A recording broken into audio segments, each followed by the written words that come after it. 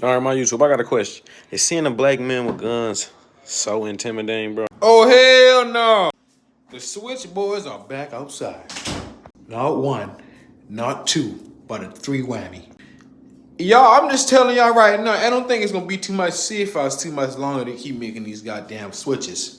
I'm about to buy me a shotgun, a rocket launcher, and some grenades. Cause I ain't even trying to. Nah, bro. Nah.